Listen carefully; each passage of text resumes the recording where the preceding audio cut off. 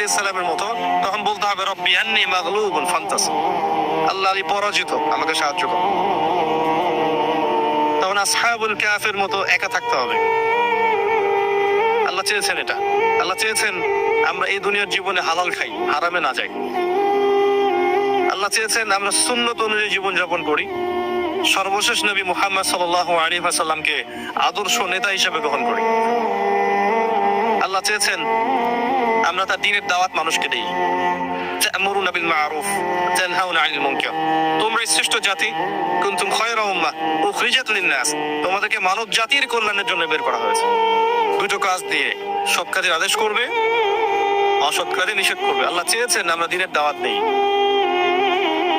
আল্লাহ চেয়েছেন আল্লাহর জমিনে আল্লাহর দ্বীন প্রতিষ্ঠা হোক, এই ফিকির আমরা করি, এই চিন্তা ভাবনা আমরা করি এবং সেই চেষ্টা করি। আল্লাহ চেয়েছেন আমরা ঐক্যবদ্ধ থাকি, বিভক্ত না হই। আল্লাহ চেয়েছেন আমাদের মেয়েরা যেন পর্দা করে, জীবন চলে গেলেও পর্দা না ছাড়ে। 200টা কুকুর শিয়ালের সামনে দাঁড়িয়ে হলেও যেন পর্দা রক্ষার স্লোগান দেয়। আল্লাহ এটা চেয়েছেন। আল্লাহ এগুলো চেয়েছেন।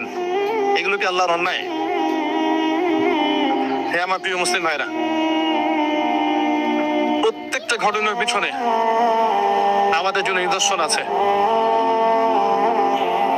আল্লাহর বান্দা বান্দীদেরকে আল্লাহর দিন থেকে সরানোর জন্য শয়তানি শক্তির অপতৎপরতার শেষ নাই।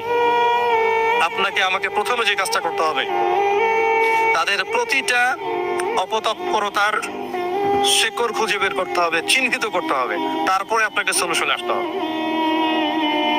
তারও আগে আমাদেরকে দুনিয়ার জীবনটাকে গুরুত্বের সাথে গ্রহণ করতে হবে। এই জীবন আমার একটা মাত্র উদ্দেশ্যে আল্লাহ পাক দিয়েছেন, যেন আমি জান্নাতে যেতে পারি।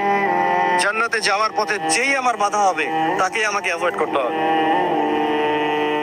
সে যেই হোক না কেন।